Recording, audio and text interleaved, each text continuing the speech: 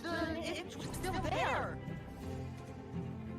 That is absolutely huge here for AT, knocking down psychologist while she was trying to find the cipher. Yeah, I feel like that was definitely a pretty good move. I think, Acrobat taking a statue hit and a second statue hit. We are going to see another stuffed rescue here, potentially, in just a moment. But this chair pressure here is absolutely incredible. Wow. What a hit, and we will be teleported right away. Great keeper here is not even going to stand a chance. Caught on the statue rebound. That is a double down here, looking at a second game. With the integrated already on the gate, with that debuff, does unfortunately give her a little bit of a challenge. Oh, beautiful, absolutely stunning dodge of that swing, forcing the Disciple to change targets with all 4 survivors up at endgame. And it looks like she's going to try and go for dungeon instead, as opposed to taking the safer choice to the gate.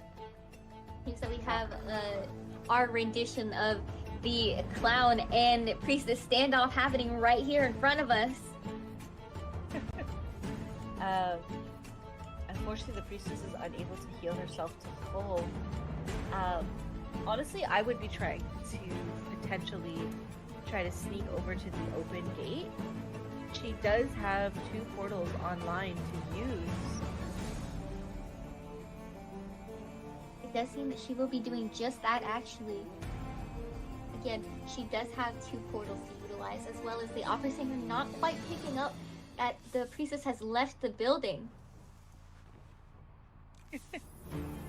Just having a little bit of fun showing our stickers as well as our nice red ink emote. The priestess has returned to try again at Two story. We're gonna wait over at the vault here, and Hermit is going to drop down along with them. It's only a matter of time before. Oh, really great. Flywheel here to avoid that stun, but Hermit is gonna move in closer. Watch out for the trap. Mercenary is up in the psychologist. You know, this makes the sculpture a little bit of a headache to work with here. The stun coming in from forward in the slow box. Forward in the slow box. Beautiful communication coming off of this team here. I was just taking a chip here, but they're pulling so much distance with that slow. Unfortunately, this is a pretty good spot actually to play against the team. Unfortunately, the coordinator. Oh, coordinator barely gets. Barely really hit. Just by the nick of her teeth here, she's barely getting it back up. There's a really great block and evade from the coordinator here. But changing targets once again, it looks like we might be seeking out that mercenary. Or at least trying to force him away from the cipher. We're changing targets quite a bit here. And not promising her, just changing directions immediately and heading towards Novelist. Feels like a trap here set by Fusion that Opera Singer has just dashed right into. And already we're going to see that smoke go through. Gorgeous! Beautiful palette stone on that. Just absolutely incredible series of plays here. Novelist flywheeling through that hit, getting another Are we gonna see a pop? Are we gonna see a pop? Not quite. Oh. Yes, Excellent situation to be in. We are at a 4-man. Oh goodness! Oh my goodness! Another switcheroo into the palette stun by the Novelist here. Priestess with full health to the chair, that's exactly what's going to happen. But of course, with the global portal, but the image was still there. That is absolutely huge here for AT, knocking down psychologist while she was trying to prime the cipher. Yeah. I feel like that was definitely a pretty good move. I think, Acrobat taking a statue hit and a second statue hit. We are going to see another stuffed rescue here, potentially, in just a moment. But this chair pressure here is absolutely incredible. Wow. What a hit, and we will be teleporting right away. Yep, Gravekeeper here is not even going to stand a chance. Caught on the statue rebound. That is a double down here, looking at a second Game. with the integrated already on the gate with that debuff does unfortunately give her a little bit of a challenge. Oh, beautiful, absolutely stunning dodge of that swing, forcing the Disciple to change targets with all 4 survivors up at endgame. And it looks like she's going to try and go for dungeon instead, as opposed to taking the safer choice to the gate. So we have our rendition of the clown and priestess standoff happening right here in front of us. Unfortunately, the priestess is unable to heal herself to full. Honestly, I would be trying to potentially try to sneak over to the open gate. She does have 2 portals online to use.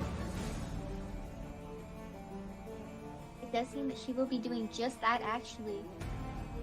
Again, she does have 2 portals to utilize, as well as the opera singer not quite picking up that the priestess has left the building. Just having a little bit of fun showing our stickers as well as our nice red ink emote. The priestess has returned to try again and To a story. We're gonna wait over at the vault here, and Hermit is going to drop down along with him. It's only a matter of time before. Oh, really great. Flywheel here to avoid that stun, but Hermit is gonna move in closer. Watch out for the trap. Mercenary is up, and the psychology. This makes the sculpture a little bit of a headache to work with here.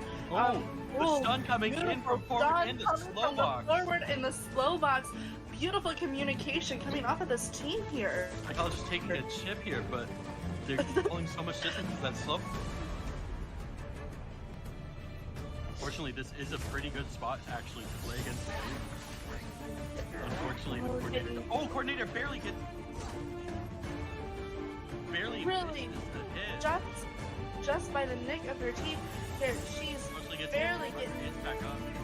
There's a really great block in evade from the coordinator here. But changing targets once again, it looks like we might be seeking out that mercenary.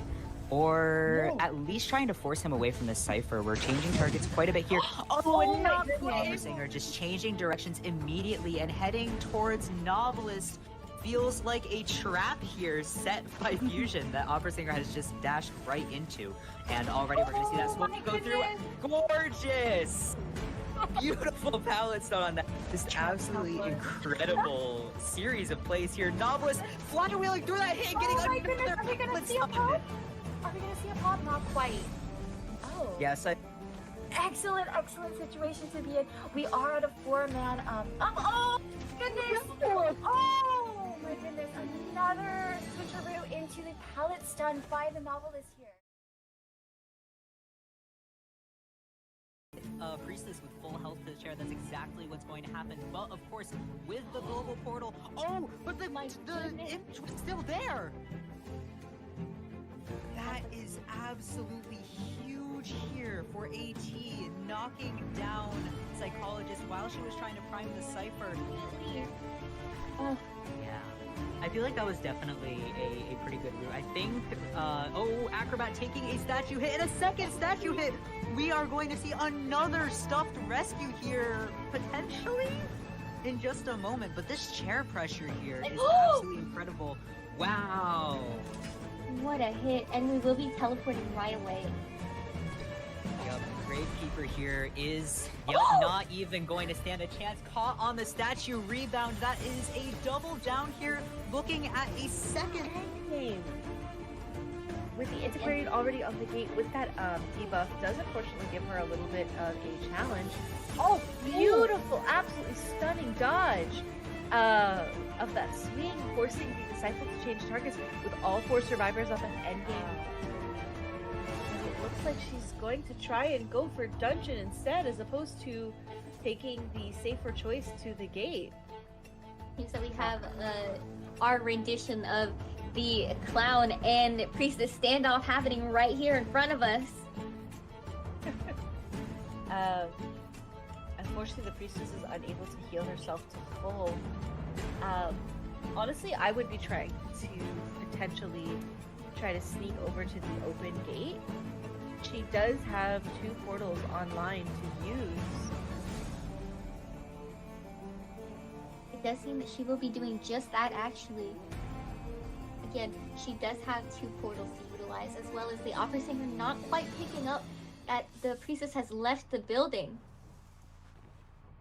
Just having a little bit of fun showing our stickers as well as our nice red ink emote. The priestess has returned to try again at 2 story. We're gonna wait over at the vault here, and Hermit is going to drop down along with them. It's only a matter of time before. Oh, really great. Flywheel here to avoid that stun, but Hermit is gonna move in closer. Watch out for the trap. Mercenary is up, and the second half. You know, this makes the sculpture a little bit of a headache to work with here. The stun coming in from forward Stun in the coming slow from the box. forward in the slow box. Beautiful communication coming off of this team here. Like I was just taking a chip here, but they're pulling so much distance with that slow. Unfortunately, this is a pretty good spot actually to play against the Wave. Unfortunately, the coordinator. Oh, coordinator barely gets. Barely Really? misses the hit. Just by the nick of her teeth, here she's Unfortunately, gets barely hit, getting gets back up.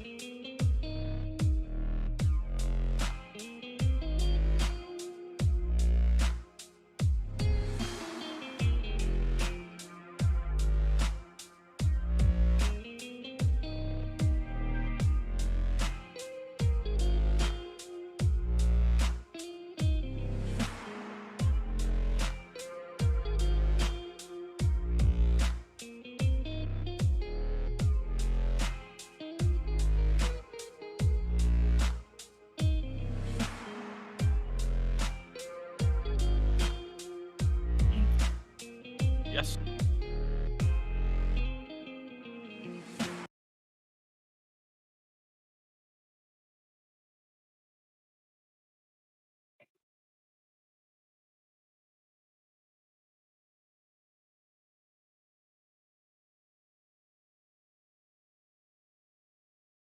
All right.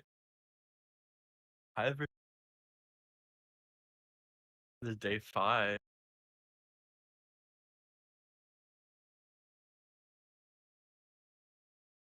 Doing.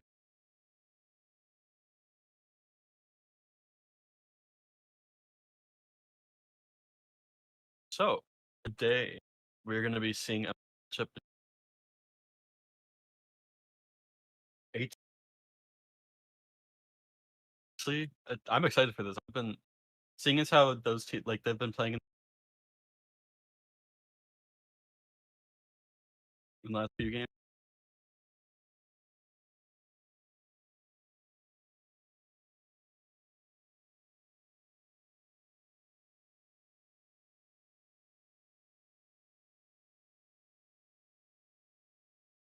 Okay, are we good now?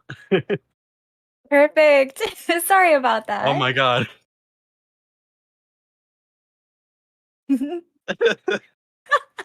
I It's had to. okay. I I didn't realize I looked at my mic for a second and I didn't realize my sensitivity was so low. Mhm.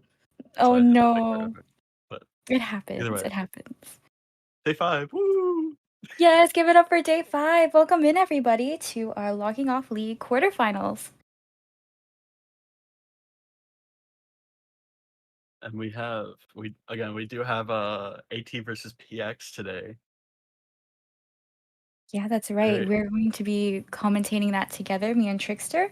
And then later on, we're going to have CH4 versus Pip. Super excited to see. Like we know as they've moved on and won these few rounds, it's like getting to see these teams, especially with like how high this like skill level can get here. It's super exciting. Yeah, absolutely. I am really looking forward to what all of these teams pull off for today. And I'm hoping that we get to see a side to all of these teams that we haven't yet. I know from all of these teams, we've got to see some characters that we don't usually see. So I'm hoping to see a little bit more of that and maybe some characters that they have yet to tap in Yeah, and lock in as. definitely. I especially in like official tournaments, you definitely like in later matches, you definitely see more unique character picks, especially in terms of like the hunters, because a lot of early game, as we've seen, it's a lot of opera singer, a lot of Hmm. gamekeeper, all that kind of stuff. So hopefully now that we're kind of in the quarterfinals here, coming up to the semifinals, we're gonna be seeing some more unique hunter and survivor picks. Absolutely. Even just from our matchups from last week alone, I do recall that Pixis brought out the Clerk and Geisha, Oh and yes, Activators brought out Naiad as well. So that was super fun. I'm hoping to see a little bit more of that, and maybe even some other hunters that we have yet to see, just in the whole tournament in yeah, general. yeah. Seeing those unique picks come out from those teams, it's really what makes like these kind of tournaments interesting because we get to see how those high tier players really get to bring out the full potential of the characters they play. Absolutely. And even from the survivor aspect, I think we've seen like a lot of really great teamwork and communication.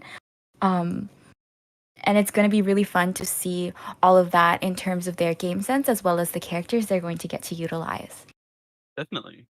And with those like unique picks, we definitely get to see more play styles, especially with how many like different characters. Because obviously, not everyone's going to be bringing out their mains until probably later. So hopefully, we're going to get to see some more people playing their mains instead of like the general team comps that we've been seeing. Oh yeah, for sure. I'm really looking forward to that. I did end up doing a little bit of research as much as Ooh. possible on some of these players, and I will say that, okay, I don't know if I should be saying it because I know when I say it, people are going to start locking it, but with a new introduction to the past badges system in the game, Mhm. it allows you to access a new tab on people's profiles. And as long as they don't keep their past badges private, you can see their current badges as well as their badge history, at least just for the season. Hmm. Yeah, which is definitely super interesting, especially with the fact that we get to see like how of course it was added more recently, so not everyone has their old badges, but Yeah, definitely getting unfortunately. to see definitely getting to see like who exactly our players have been who our players have been playing like in their normal ranked matches is definitely interesting, especially because it's so different from how you play in something like tourney. Yeah, absolutely. And honestly, I'm looking forward to that too. If we can have some of these team members get to utilize characters that they're definitely more comfortable with. I'm sure they play rank together and whatnot and get to try out different compositions that isn't so tournament heavy. And I think it would be interesting to see that utilized, especially because the other team might not expect it.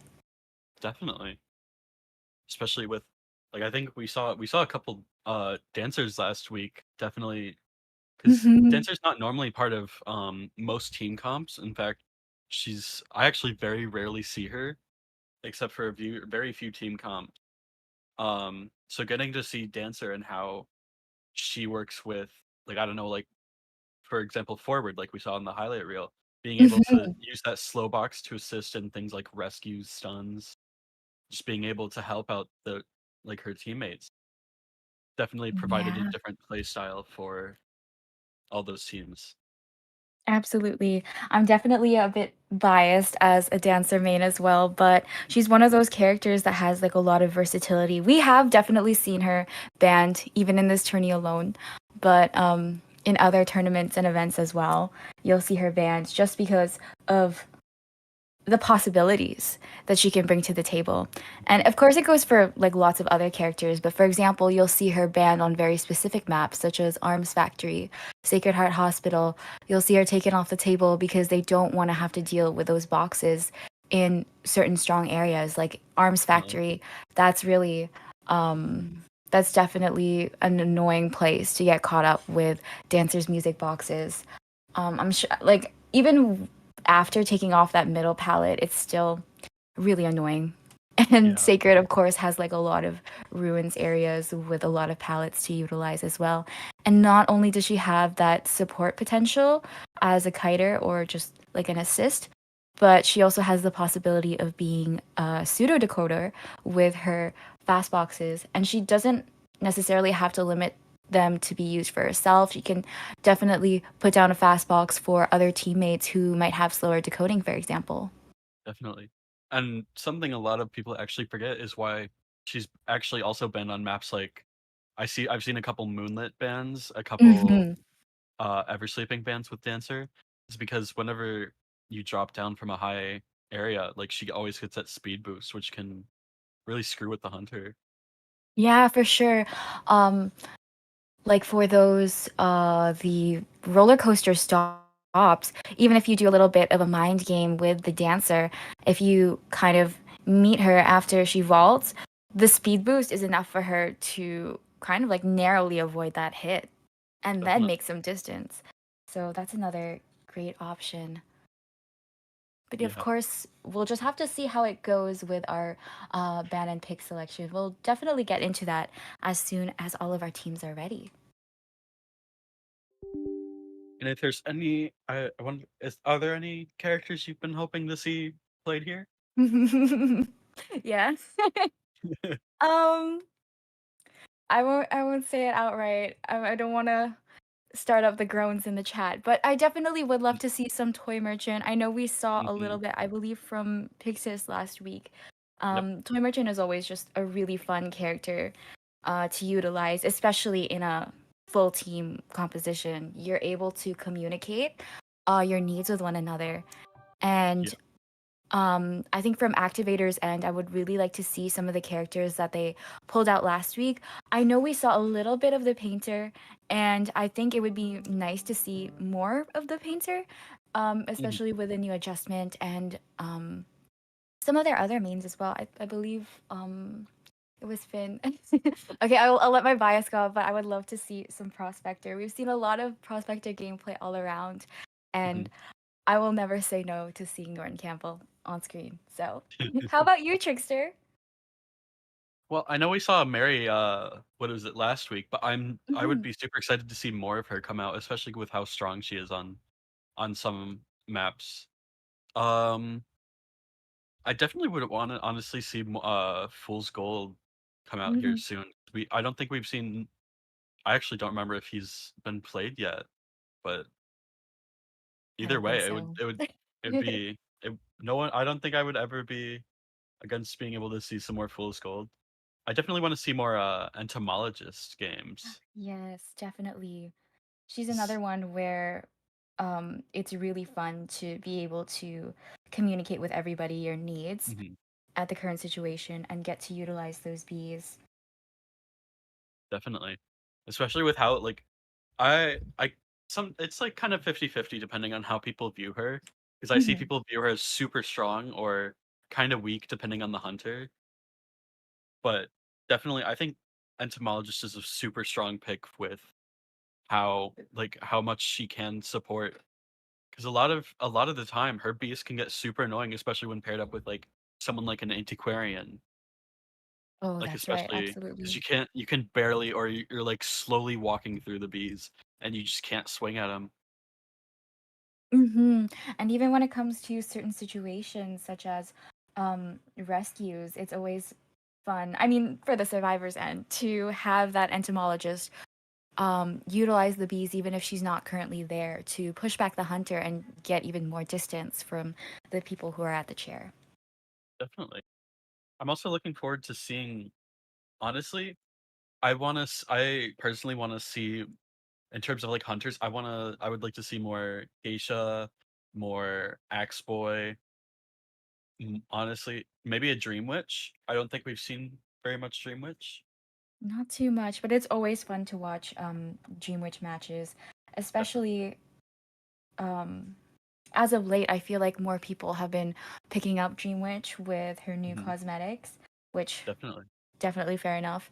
Um, Axe Boy as well. Have you been able to receive the new Little Nightmares crossover skin? I have. I actually just recently got it yesterday. Oh, that's awesome. It's really cute.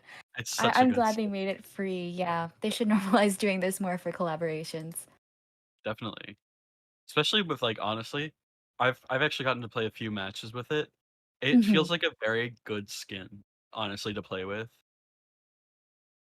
Just like That's it great. doesn't with when it comes to skins, at least for me, Hmm. um, if I can see, okay, that's why I have a lot of problems with Violetta skins. Hmm. If they're not covering up the entire screen, I think they're a good skin.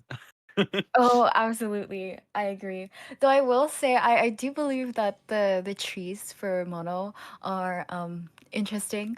I was playing in a quick match last night and someone had gotten downed in all that tangle and I couldn't see them. They were like so ready for being picked up because they got stuffed on the rescue and I went in for the rescue and I was like looking around for them and I couldn't find them. So they ended up having to pick themselves up because I abandoned them.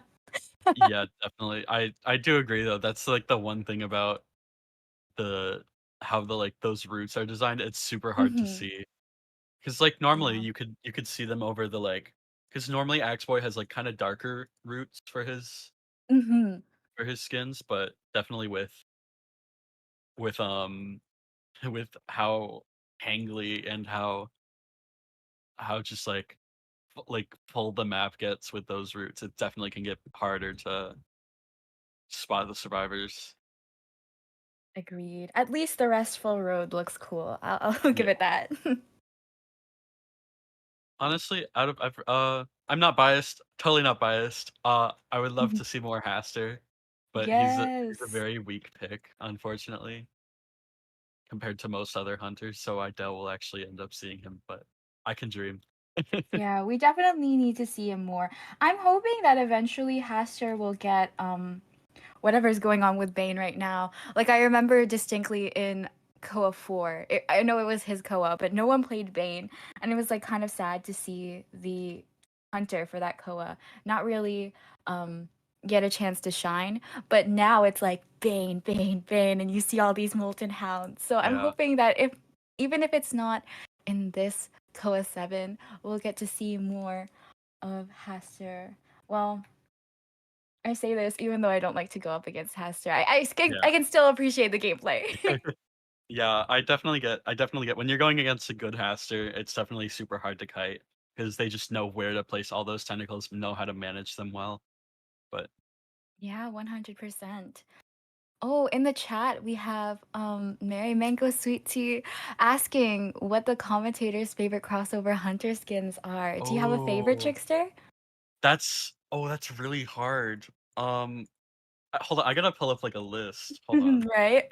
But Bones mentioned Ryuk, and I think that is a really great choice. I feel like once you're used to IDV, the gameplay gets a little less scary, but as soon as I see that silhouette, I'm like, oh my gosh, things Mhm. are getting serious. I get so I get the heebie-jeebies, even though it's just Ryuk. Like, just seeing Ryuk in the game is like, it makes it more intense and almost scary, which is fun. Honestly, for me, I think it might be the link click Wu Chang skin. Mm-hmm. I feel like a lot of people forget about it because it was a while ago, but it's personally one of my favorite skins to use on Wu Chang. Mm-hmm. But definitely Mary, was it the Mitsuji Kamata Mary skin? Yes. Definitely a very close second for me. What I'm about glad you? that counts. I definitely think that the Kamari Moon skins are my favorite. I think that's the only crossover that I have where I have all the skins. I couldn't help it. I really love all of them. Like Mary's is beautiful, Galatea's. I love Galatea's the most. I love Violetta's as well. Oh, definitely. Yeah. All right, and it looks like we're moving on to our band pick phase soon here. Yeah, we're just getting our maps in after we did the coin toss. And it looks like Activators is going to opt to ban Church first thing. Ooh. So yeah, just a reminder, we do have activators versus fixes. So hopefully, and it's on Ever Sleeping, so we get to see we get to see some interesting plays with our team comps. Yeah, Ever Sleeping is a super flexible map when it comes to team comps. absolutely. I definitely think it works in favor of both Hunters and Survivor. So it's a pretty solid choice, especially for round one. It Mhm. definitely evens out the playing field a bit more. I'm curious to see who's going to end up hunting and surviving first thing. Definitely. Honestly, no matter who we get to see, it'll always be an interesting game just because what we've seen so far, it's been super interesting matchups. Like again, we've gotten to see some unique characters from both of these teams. Yeah, 100%. So I'm excited, even just down for the ban and pick. So since we're in round one, we aren't going to take any hunters off the table. It leaves a lot of room for anything. And from both of these teams, they haven't, from what we've seen, they haven't utilized Opera Singer in round one first. I'm wondering if we're going to end up seeing that or um, another one of their personal choices. Because even if they don't opt for the King of the Hill as of right now, Mhm. it's clear that these hunters are so skilled with the hunters they do end up playing Yeah, that they definitely put up a really great fight regardless. definitely. So we're getting our few couple of bands in here soon. Definitely, definitely want to ban a lot of the tighter characters on this map. Ooh, Psychologist and Patient are our first bands. Definitely strong picks on this map. Patient having a lot of areas to use this grappling hook, and we all know how strong Psychologist can get. Absolutely. It does leave a lot of room for some other meta picks for sure. Though it depends on whether or not Pixies wants to opt to possibly save those picks for later, even if it's just the later lock-ins and risk the ban, or if they just want to be able to lock in those really strong characters despite Mhm. the global ban. Yeah, definitely. Because Priestess is definitely still on the table. I'm wondering if they're Oh, gonna that's go true. with that option, especially on Ever Sleeping. I feel like it's a really great map for her.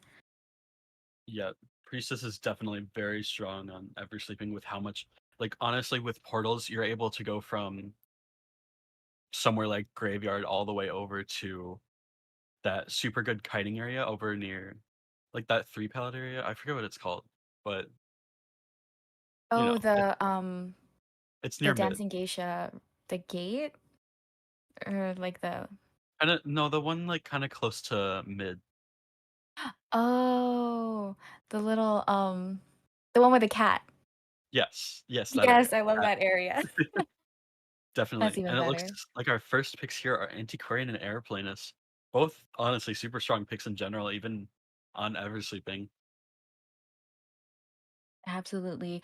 Um, Even though they are going to be taken off the table later as our global bans, I think this is a really great map for the both of them. And considering the teamwork that we've seen from Pixis, these characters alone are definitely going to be able to offer a lot of support potential for the team. Definitely. All right, we have our next band and our next pick here. We have a batter band, definitely a strong character, like especially when you're going against someone that you know is like a very good batter player, very strong when it comes Hmm. to playing batter. It can get very annoying to deal with that really quickly. And Seer, obviously, very strong pick, being able to support team, like just very focused on like honestly, this is a very support focused team so far, aside from that airplanist. Antiquarian able to harass with that with her flute. Yeah. For sure. And it does look like we're going to have Toy Merchant taken off the table. So we're not going to end up seeing her, but instead we're going to be able to see some mercenary gameplay as well. This definitely, like Trickster mentioned, this team has a lot of support potential and just a lot of surviving capability in the end. Like we have an owl that can tank hits, we have some stuns, and of course we have the jetpack to make a lot of distance and elbow pads as well. I'm interested in seeing how the hover gets utilized, especially from the aeroplanist end. Definitely. Can be super strong. I'm I'm not exactly sure myself, but we I'm fairly sure that airplanist is able to hover over those railing around second story. Oh my goodness, I wouldn't be I might be wrong surprised. though. Like I think the possibilities with Aeroplanist are endless. I see a lot of gameplay clips of how they utilize him in Asia, and I see a lot in Ever Sleeping Town too. Even if it's just like some gate action, it's very interesting. Mhm. Um, so like it's a little bit beyond me because I don't personally play him. I know if I probably did, I would probably attempt to use the hover on the tram. I'm wondering if we'll see some tram action. That would be super funny. Yeah. Someone please clarify. Is that possible? Or will you still get run over? The I- people. The Mima needs to know. Is Tram too tall? I feel like Tram is a bit too tall for that, but that Oh, might be that's me. I'm brutal. not exactly sure. It would be super funny if you could hover over the tram though. It would. Bones chiming in, saying, I don't think he can hover onto the railing, but he can use the hover around the building pretty well. That's That's great, at definitely true. least. That's I definitely super imagine, true. yeah, I imagine it would be pretty good for Corner House as well. Definitely. Especially with honestly how long that loop can get around that corner house. It can get super annoying. Mm-hmm. Yeah, I'm too tall. The shame. I would have loved another getaway. But yeah, so I think we're gonna get our builds in shortly as well. Oh, and we are going to be seeing the opera singer from Activators End. I believe we did see a little bit of some opera singer from Polaris last week too, so that's gonna be fun. Definitely always a solid choice, and especially on a map like Ever Sleeping. Like I said earlier, it's a really good map for both the survivors and the hunter, and taking characters like Toy Merchant off the table and not having that priestess online will kind of allow the opera singer more opportunities to catch up. But of course, we do have mercenary elbow pads, we have that jetpack, we have that flute, and of course we'll have that owl. Even if we don't see it seeing it used to tank a hit, we could see it used for transitioning. Yeah, definitely. And honestly, it's just all the support that they're able to provide just with this team. It's super. Honestly, it's kind of crazy because just how much they're able to offer up here. Ooh, Mhm. our builds though, we're looking like Seer with no borrowed time. That's interesting. We're gonna see Ooh. everyone else be bringing borrowed time.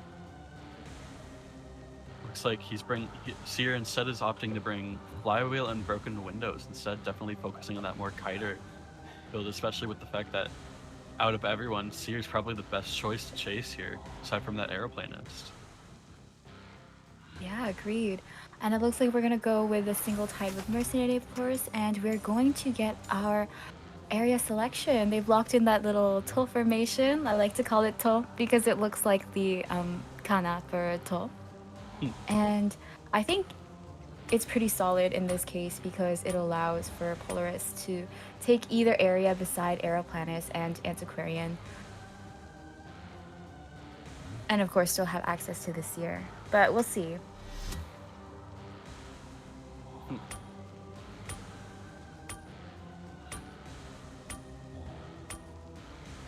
Alright, so it looks like Polaris is going to opt to spawn in between the Aeroplanist as well as the Seer. This is going to be interesting for the Seer, especially because we have Opera Singer over at the graveyard area. We'll have to see where he ends up spawning.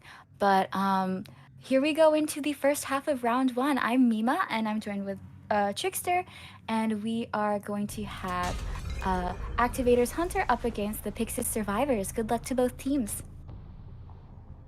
Yippee!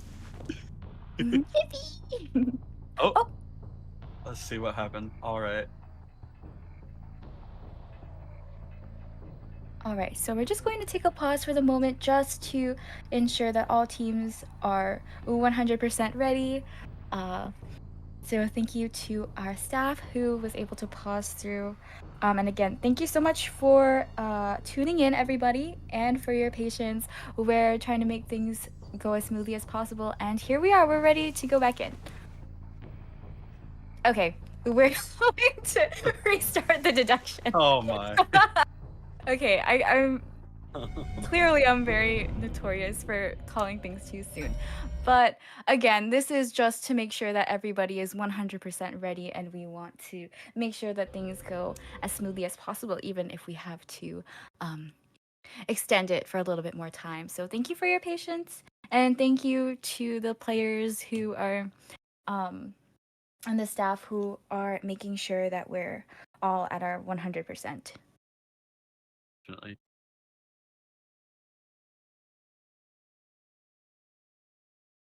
Yeah, we're gonna be sticking with those same spawns here. Just need to make sure our players all have the right builds on. Yeah, for sure. Um, I'm wondering, like, even if they're gonna take the same spawns, I'm wondering if we're still going to have the opera singer possibly go over towards the aeroplanist. I feel like that's kind of the direction the match might have gone in. Definitely. Honestly, depending on how confident our opera singer here is, we could honestly see that airplanist or seer. But honestly, it's it's up to the player because we don't know how they play that often, and For sure. it's honestly up to them to make those last second decisions.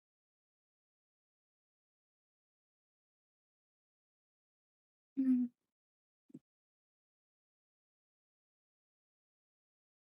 For sure, for sure.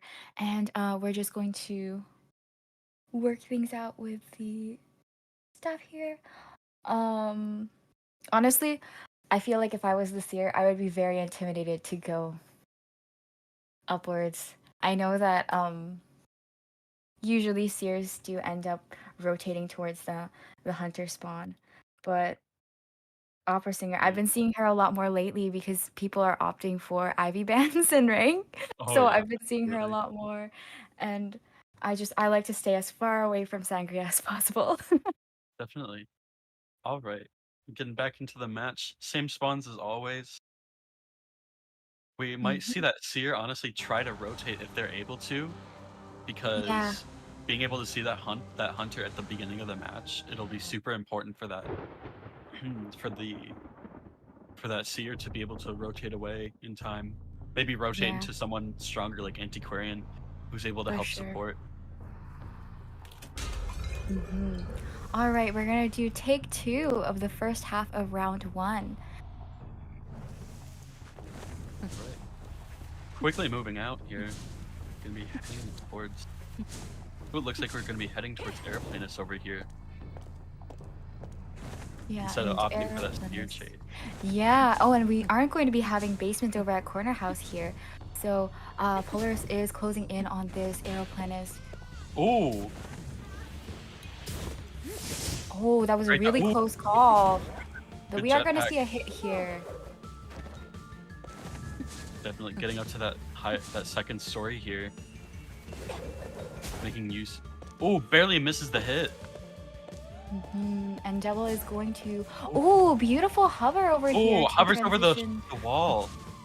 over to the double pallet over at the Dancing Geisha. We're going to be seeing the Seer utilize the owl. Now that first presence for Opera Singer has come out. That's We're gonna right, try to and jump Blink back. is online in right now. So we are having Opera Singer close in. Oh! Oh my goodness. Doesn't need that blink, but honest, that very close call from both sides. They're Yeah, gonna see but we are basement going to here see. though. That was a really cool jetpack though, like right through the pallet with that little pallet standoff. Although we are unfortunately going to see Aeroplanus with no more jetpacks to utilize, and the Seer is going to have to move off of the Graveyard Cipher. Like closing in on that seer because like they know that that owl is gonna be gone. They don't really have much of a way to to get that rescue off. Unless For we see that sure. mercenary coming in. Looks It like does he's look not gonna like, be. yeah, he's stationary on the cipher. It is almost done, however, and Aeroplanus is going to get pushed past half here. But Sierra's doing a good job of keeping Opera Singer away from him, not giving out more hits. Though Antiquarian has also moved into the area, taking over the Dancing Geisha cipher. Definitely just looks like we're gonna be seeing them selling that Aeroplanus. Definitely want to spend that more of that time focusing on coding as much as you can. Yep, and we're gonna see the Opera Singer go down middle as Aeroplanus gets sent back to the manor. Sierra has opened up a new cipher in the corner, having to leave that graveyard one. And it looks like Mercenary might be our next target over at Corner House here. Now the good thing about the first kite is that they did not utilize the pallets quite yet, so Mercenary still has some to work with. Oh! Through the pallet, unfortunately. We're gonna see that jump back.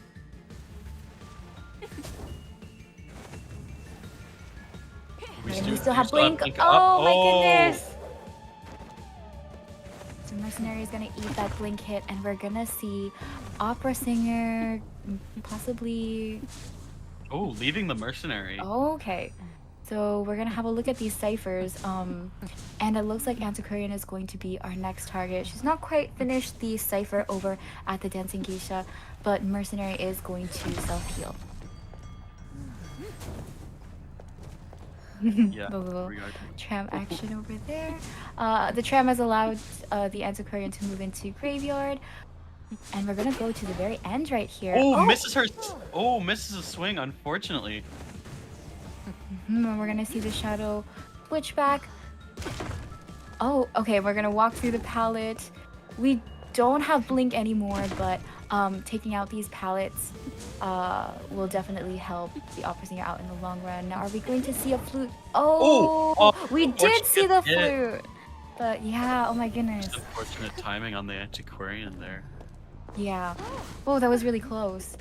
It does look like it's possible we might see another basement. Of course, there's still the option of saving Antiquarian because we still have Tide from Mercenaries and who has been picked up Ooh. and getting currently healed by the Seer.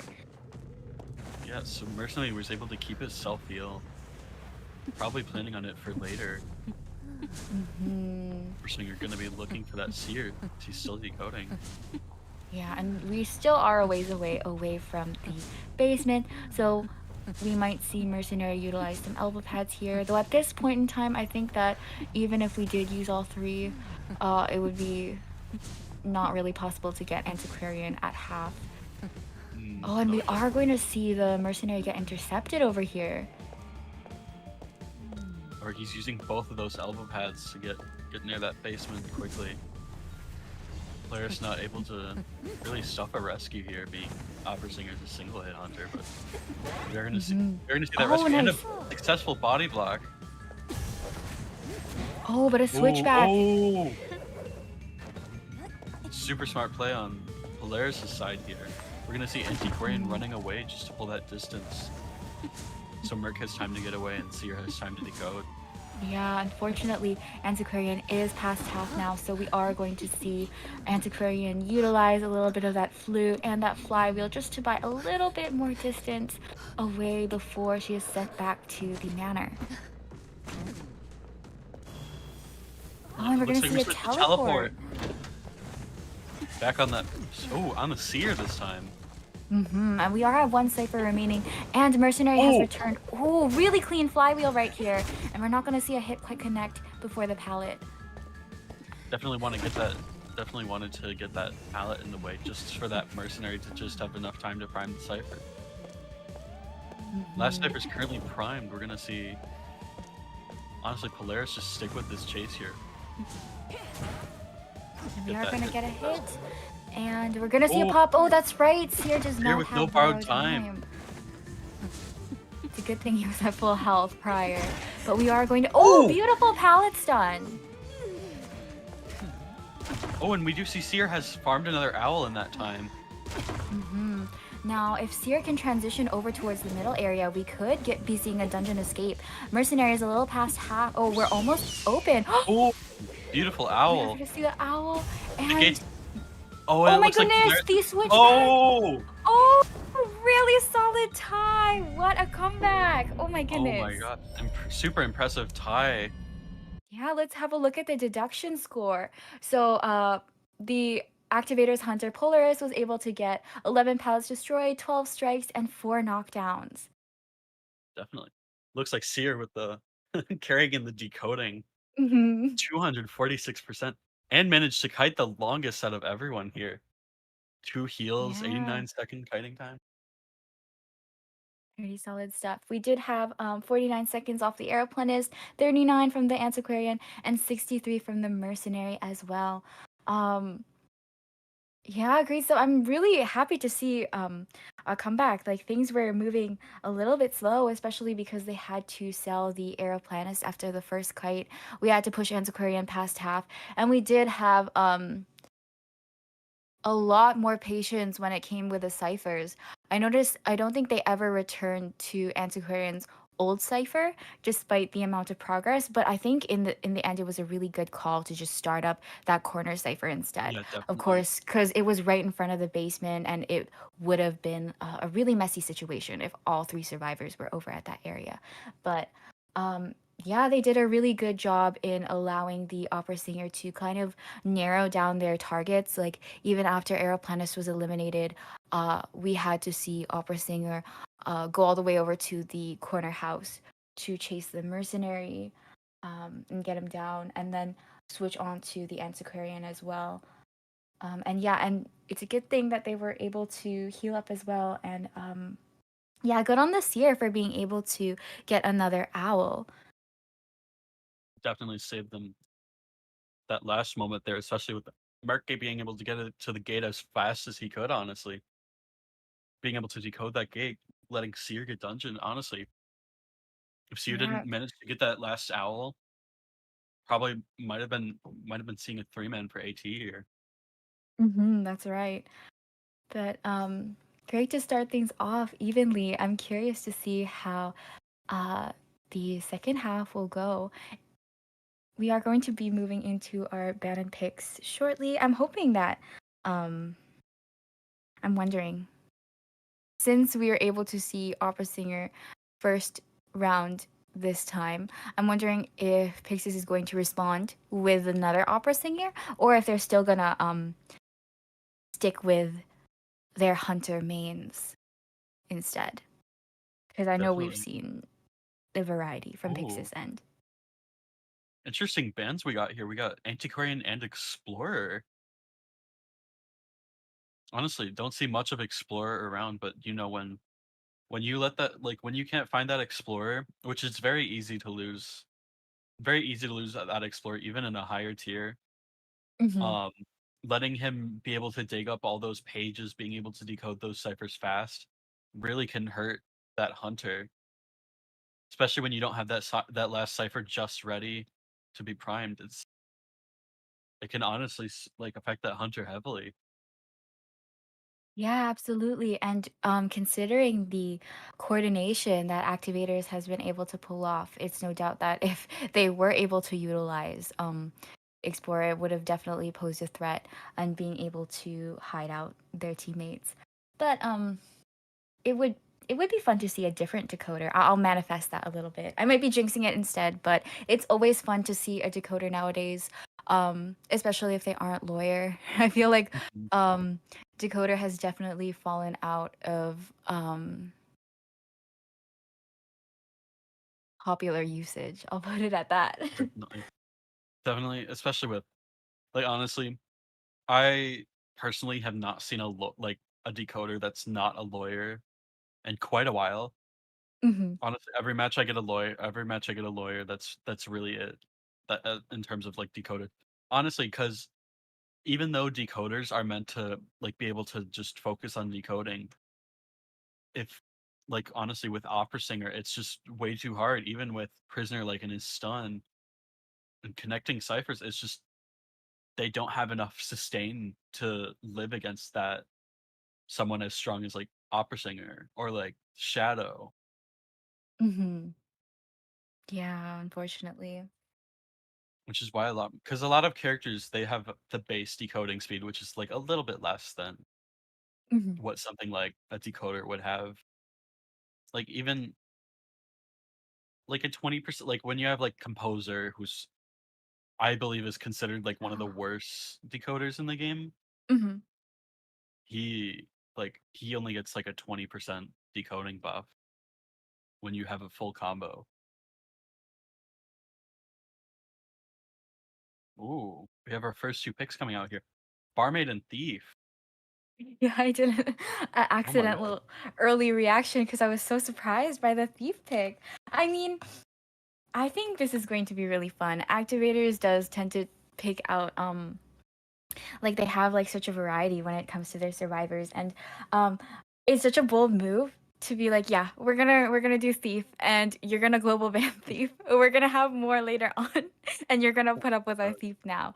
I feel like Ever Sleeping Town is also a really fun map for him. I'm hoping to see if not the thief first kite, some thief harassment or support. And Definitely. especially with Barmaid locked in too, I think um I believe Activators does have a Barmaid main um amongst their ranks, and I think it'll be really fun to see how they utilize the Dublins as well. Definitely. Especially when you gotta play you gotta play when you use those goblins super smart.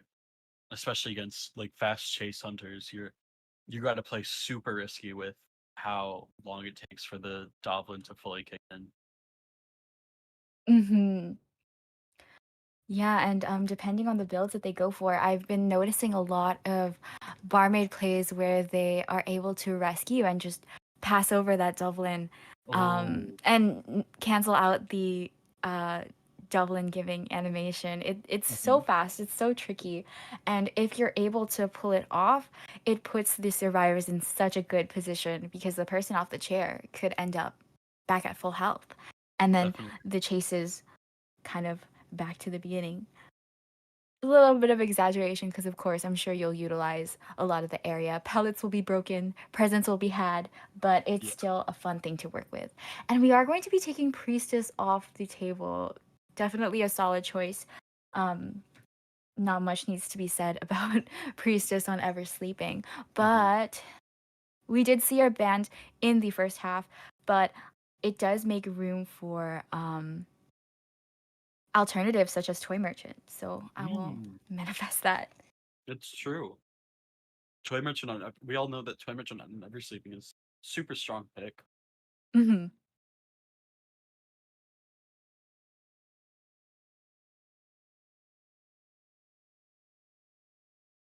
They might opt for a rescuer as well, Definitely. just to balance things out. I I feel like I would be surprised if they didn't. But if we don't end up seeing mercenary, I'm sure we can expect someone like first officer, who has definitely been a reliable choice. We've seen activators utilize first officer as well. But yeah, All right, looks like we're going to be seeing that Merc come in. Definitely strong rescuer. We all know what Merc does. He's super strong on this map, especially with how much area there is to use those elbow pads on. Just the amount of distance he's able to pull, especially with that yeah. delayed. I We don't saw think it that. in the previous match too. Like, even though Antiquarian is getting pushed past half, we saw from one end of the map to the other, Mercenary was Mhm, able to utilize those elbow pads to get right into the basement and mhm. save in the nick of time.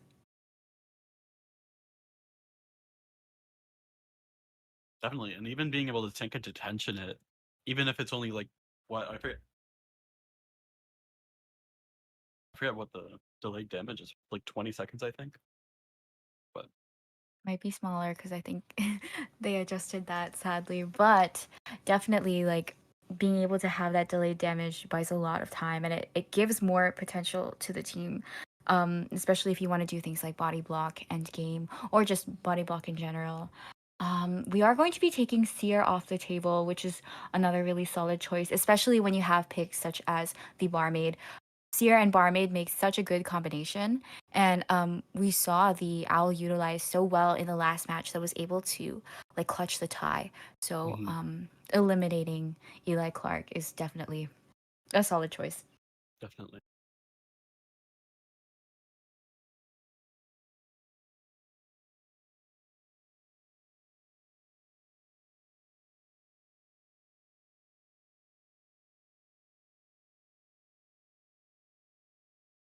I mean, with a team composition like this, I do think there's room for a decoder pick as well. I'm sure like lawyer Mhm. would definitely be pretty standard, but um, we could go for another kiter as well. Um, Ooh, Acrobat but coming it out here. looks like, yeah, we're gonna go with the acrobat as our fourth and final pick. Um, Definitely a fun choice. I know Activators has brought out Mike in the past as well. And I think this is another good map for him. There's definitely a lot that you can do in terms of transitioning, as well as kind of utilizing the bombs in a way that Mhm. forces the hunter to walk through them. There's a lot of narrow areas Definitely, that you can utilize it for. Like that red bomb especially comes in clutch. definitely, and being able to use that bomb to jump over the railing Hmm. can pressure that hunter a lot, especially with how much distance they need to close. Yeah, I agree. And when it comes to transitioning from one area to another after you've utilized the pallets and stuff, for example, there's a lot of open space in Ever Sleeping, but I feel like um, he's definitely one of the characters that can overcome that in terms of being out in the open. Mhm. And I'm curious to see what kind of builds they're going to go for. We saw it in the previous match, but we did see some no borrow time. I'm wondering if we're going to see a little bit of that, especially if we're anticipating like an opera singer pick. for example, it's pretty standard to have someone dedicate a build that's more geared towards kiting.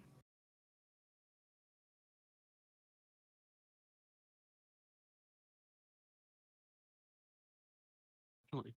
Ooh. Looks like we're gonna get to see that Keegan come out again.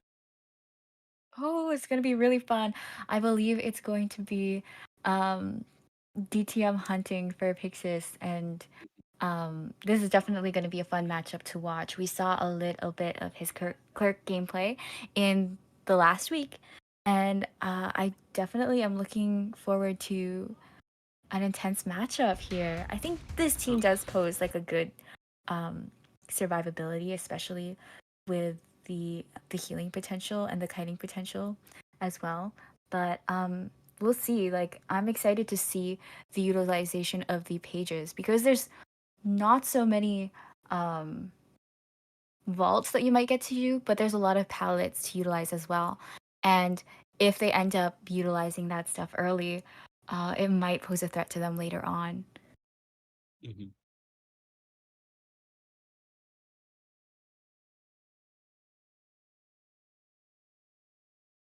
Soon we'll hopefully get to see, honestly, where everyone decides to spawn, especially with how Clerk isn't really a chase-based hunter. She's more of a pressure hunter. Mm-hmm. So it'll honestly be interesting, especially against this team comp. It'll be interesting to see who's going to be our first kite.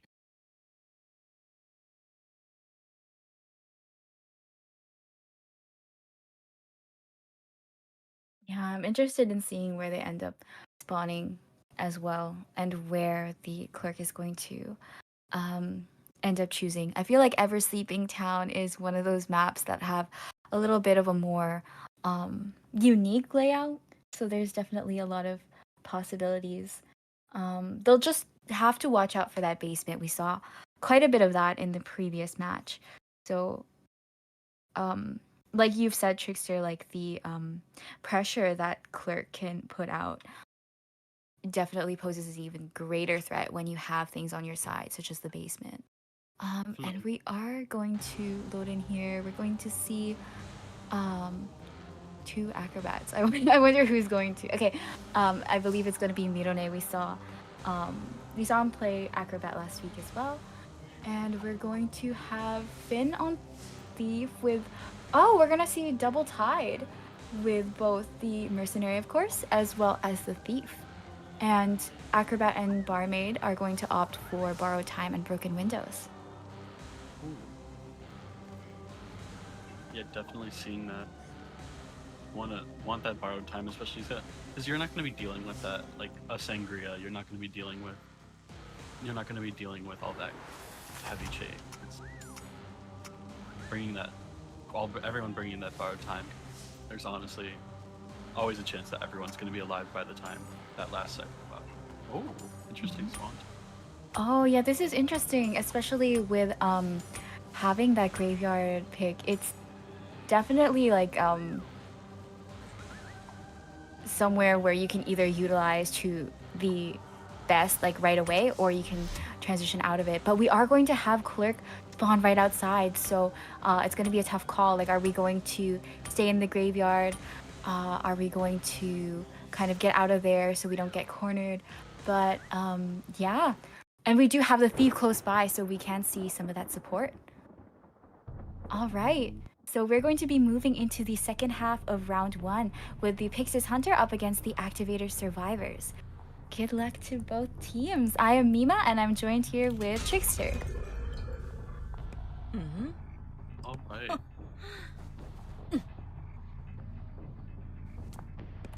Oh, starting off immediately heading toward graveyard here. Oh, and we're going to get a vaulting recording first thing. Definitely with that. I actually don't assume they have a trump card, but if you don't have a confined space, then that can definitely get tough for the. Oh, excellent bomb over there to avoid the vaulting, and yeah, that was a really clean transition. We're going to loot this area over, and it does look like the thief has already dropped a pallet in advance. Oh, and we're gonna take the tram. Oh my goodness! And we did see another one of the bombs utilized. It does look like we're going to be possibly changing targets or meeting the acrobat over at the next stop. I think it's gonna be the latter. Oh my goodness! But this is buying so much time for this team. Please don't get hit. Oh, mistimes that. But still gets the hit in. And we do have Barmaid over nearby if we can possibly get a Dolphin. But Blink is online, so we'll have to watch out here. Oh, utilizing broken windows. Oh, we are going to go for a deduction pause just to be on the safe side. But yeah, really intense start off so far. It was fun to see the pressure on the window vault and then moving out of graveyard instead of utilizing the pallets over there. We did see some of the outer area set up as well over at the 2-story, but it's always fun to see when people are able to utilize the tram, and I think Mirone definitely could have afforded it at this point due to being at full health. It's definitely more of a risky move when you're at half health, because if the hunter meets you over at your stop, you're kind of like down right away. Yeah. But We're still being able to buy that, like, I'm not exactly sure. I believe it's like, if you get on the trim immediately, I believe that's like about 30 seconds of honestly free time, just without being able to get hit. Unfortunately, our members of AT are lagging a bit, so we are going to be having for a bit. Yeah, for sure. Thank you again for your patience, everybody. I really appreciate everyone's time, from the audience and the players and the staff. It's really amazing so far, and it'll definitely be worth the wait to see these teams get to play at their fullest potential, and that's why we want to maximize our time here, even if it means prolonging the match. But yeah. I'm curious to see if we're going to see DTM bring out the blink or utilize it later on. I was wondering if we were going to see a little bit of some Dolphin action as well to further extend the kite. But of course, with blink online is definitely a riskier play at this moment. Definitely. Although I do have to note, one of the vaulting recordings that Clerk currently has was affected by a slow bomb. So that vault was like slowed down by a ton, which means that whenever that vault is used, they won't be able to outlast it, because it's just going to last way too long because of how definitely, like, that's the one downside when it comes to playing Acrobat against Clerk, or Clerk that knows what they're doing. Yeah, that's a really interesting point. I actually didn't know that about Acrobat. Oh, beautiful blink down. Yeah. Fortunately for AT, most of the ciphers are mostly decoded. Actually, we're seeing Barmaid at 80, about 90% here. He's getting spotted. Yeah, spreading these survivors out right now for more decoding does help them in the long run, because I know Finn's previous cipher was over at this second story. So even if we did get spotted over at graveyard, we do have more progress elsewhere. We're gonna see. Oh, but gonna get hit here. Yeah. Yeah, that's right. Oh, but someone is close by. I think it is the thief. We're gonna see Acrobat go into the corner here, and Clerk is gonna get that. Yeah, pallet breaking recording. The mercenary is gonna get a little recording on the middle cipher right here, but the thief is not too far off. We are gonna see a little bit of some Thief harassing, trying to get that balloon rescue. The trim. Well, this is one way to buy time. Really great action here. It's a good thing that we didn't see good thing for the hunter that we didn't see the Acrobat and balloons over there, because that would have been quite the rescue. Oh my god. Definitely that thief being able to... Yeah, no, that was good. Oh, we're gonna see a hit on the thief here, but of course we do have tide, and we're gonna see. Oh, Ooh, beautiful nice bomb, and we're gonna see. Oh. Oh, the thief tanked the hit here, body and block. then with the the flashlight stun, we're gonna see one, possibly two. Oh, we're gonna see two. Another one. Really Oh, great that way acrobat just to. pulled so much distance. Yes, really great way Literally to foot utilize the what do you call it? The rest of Tide. Great great on Finn's end for being able to body block and stun twice. I mean, you could consider it 3 stuns because Finn inadvertently caused DTM to get run over. So I will give him that.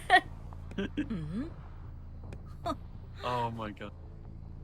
Oh, and we are going to, yeah, we're gonna see Acrobat get that Dublin in while Esme moves in for the rescue.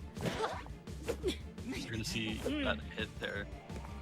Thankfully, before we're gonna see that flashlight pressure come out again. Thankfully, doesn't get the hit on Barmaid here. And then we're gets gonna see yet stunned. another flashlight stun. Now we only have a bit left of that flashlight, but we're gonna see it put down. The pallet recording from Oh. earlier coming handy. Oh, the charged attack. Getting the thief down before the stun goes through. And as Thief has been kiting, we did see Barmaid utilize the last of her Dublin to heal herself up. This does allow her to go in for another rescue, but it looks like Clerk is putting a lot of pressure on some of these ciphers.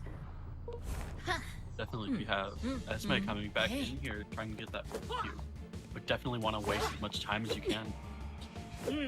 Ooh, but we do have backup, which could be bad for. Oh, Esme Really taking the excellent. Yeah, really excellent body block right here.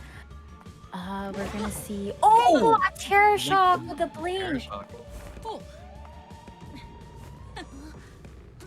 this is gonna be Looks really like we're intense. gonna. Oh, we're gonna be see. blunted. Oh my goodness, we're gonna see we're just gonna Barmaid chair get Esme here. chaired. Yeah, that was a good little switcheroo. It does buy more time, although we are going to see Thief get sent back to the manor here, unfortunately.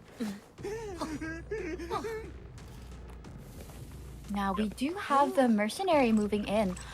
Despite being at half health, I do think that this was a good call, considering that And there's Acrobat that no is... hit right Yeah, Acrobat is dead on chair. Oh, and we're not going to be able to have Tram as an option here. Getting that second pallet breaking recording.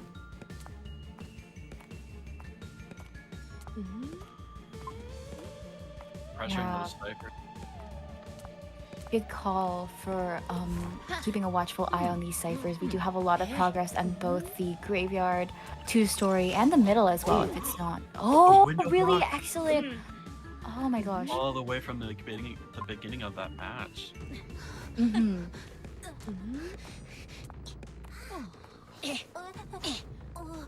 And we see We are Esme going to Jared, that was see- before half though. Yeah, we're going to see the second story cipher get popped. Oh, just doesn't have Oh any my smoke, goodness. but being able to pressure that, just Mhm. that fear of being recorded, it's super hard for that survivor. I think he, Being recorded. the Oh, mercenary revealed himself a little bit, peeking out, but we are able to get this rescue in after taking a hit. Are we gonna see another body block? No, unfortunately, Oh, mercenary is no, gonna go we're dead. down. Oh, the cipher is at 90%, but not in time. Oh, not in time for. Ooh. Oh, the cipher gets locked. Oh, they're not gonna be able to decode it before mercenary gets chaired. No, unfortunately. Gotta come back. Oh my goodness. Okay, so we are going to see the... I think we're gonna go for the... No, we're not gonna go for the cipher pop. Mercenary is on the first chair, but Acrobat needs to watch out here because Mirone is dead on chair. Like, oh, immediately heading over to that graveyard trying to catch him off guard.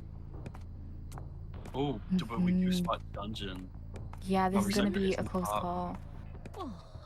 That cipher outside dungeon was also another one that they were working on too, but at this point in time, we are gonna be playing a little bit of the waiting game. I think we're gonna go for a dungeon escape to push for as many points possible in this tight situation. We are doing a really good job of avoiding tinnitus here, but Clerk is going to survey the area since it's both the last cipher. Welcome in the graveyard. Oh, Getting tinnitus. We do are have we gonna Blink get ready caught and here? up. Oh, Yes, we are. We are going to get caught. But Mercenary is almost. Blink coming Oh out. my goodness! It's gonna be a long time before dungeon opens because of the slower chair time as well as the blast off time before dungeon is open. But are we gonna see the opening? Oh my goodness! We're gonna see the dungeon escape though. Amazing dungeon escape from Mirone's end. That was a really, really close call. Oh my goodness. Oh my gosh. That was a crazy match.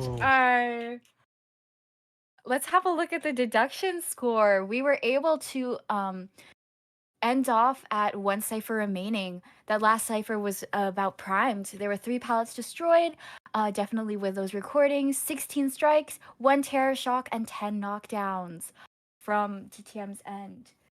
Definitely super long kiting time coming from all the survivors here. Obviously, well, Mercenary didn't really get much of a chance to kite in place, so we're not gonna. That doesn't really count. Mostly just winning for those rescues. Getting those 3 rescues. Yeah, Super for sure. big for this. If there was a counter for those stuns, Thief would have had that. That for sure. We saw a lot of the maybe flashlight 4. stun get utilized. One inadvertently caused the tram action, and I will stand by that. And we did see 83 seconds off the barmaid, 91 from the acrobat, and 84 from the thief. Really great work from Activator's end, and congratulations to Pixis for breaking this tie in round 1. All right, and unfortunately, I misscheduled a bit, and I do need to head out. Unfortunately, really early, but I am going to be having Bugs take my spot here. So, good luck to AT and EX for the rest of the rounds, and I'll see you guys later. Thank you so much for joining us, Trickster. I miss her already. We are going to have Bugs move in, and yeah, we're going to head right into round 2. I'm really excited to see how this matchup continues. Welcome in, Bugs! Hello there. It's nice to meet you, but it's even better to meet me. Oh, not to take 2. Different face, same mind. Same monologue. Same monologue. But yeah, I'm so happy to be able to commentate with you again, Bugs. I feel like one of my first experiences was with you as well. It was during Outsider, and yeah, I'm really happy to be here. So thanks for joining in, and thank you everyone for joining us as well. You saw how intense the first round was between both of these teams, and it's only gonna get better from here on out. I was watching and I saw the Clerk match. I was tuned in for the Clerk match. Jeez, that was insane, that dungeon escape. That was like absolutely almost unprecedented for a second, because I genuinely thought that it was all over. Like, I saw the pallet break, I saw the hit go through, I thought it was all over. That's why is stronger than me. I would have surrendered. Like, I would have surrendered. I would have surrendered. That was me. I also saw the opera singer match as well. That was a very close. That was a close call. That was a really close call. Yeah, such a close call. It really just show how powerful these survivors and these teams are. Agreed. Honestly, I'm really glad that we got to see some dungeon escapes from both rounds. It's not always that we get to see dungeon utilized, but it totally comes in clutch. And yeah, I'm just really, really impressed. I'm glad to see how everything went off. And of course, we do have a lead on Pixis's end, but this is still like a really close matchup. It could be anyone's game. And as we Yeah. move into uh round 2, we're going to be able to see even more of a variety with our global bands coming into play. Unfortunately, we aren't going to see a little bit more antiquarian gameplay or Aeroplanist gameplay, I think, from Pixis's end. And I'm honestly sad that we won't be able to see more Thief, because it's very rare that you get to see Thief gameplay. I feel like I know there was a time where where there was like a rise in Thieves because of the flashlight adjustment, but times have changed, and it's nice to see that you can still um, utilize him as much as possible to assist your team as well. Especially the fact that he can now put down the flashlight and like Mhm. effectively block off pallets and add in that extra couple of seconds after breaking a pallet or vaulting a window. It's really detrimental, like because that wastes so much time. Agreed. And it looks like we are going to be moving into our ban and pick selection. We're going to have Pixis survivors hunting or surviving again, and then activators hunter to start off our first half of round 2. We're also seeing the map pick Arms Factory, not Leo's Memory. I get those two confused all the time. Me too. I definitely left out some space because I was like, oh, that kind that kind of looks like sacred to me. I don't know why, but to me it comes off as sacred. um but yeah, so considering our global bans, once again, we are taking Antiquarian and Aeroplanist off the table. And we will get some survivor bans as well, but we're also going to get a hunter ban now that we're moving into round 2. That's true. We can always take the fabled opera singer off the table. We also have our first picks coming in. We're going to be seeing Ganji as well as Margreta. I forgot her name for a second. No worries. I'm really excited to see. Um, Oh, oh, slight miscommunication there. It seems that those are our bands. oh, I see. We will not I be seeing them. see. Well, we saw them briefly, and that's We enough saw for them me. briefly. It's not, but We saw them. yeah, I'll take what we can get. I definitely think that they're really solid bands for this map. Moving into Arms Factory, I talked about it briefly with Trickster earlier, but it's definitely such a strong Margie map. There's so much support potential that you can do with her boxes, with so many areas.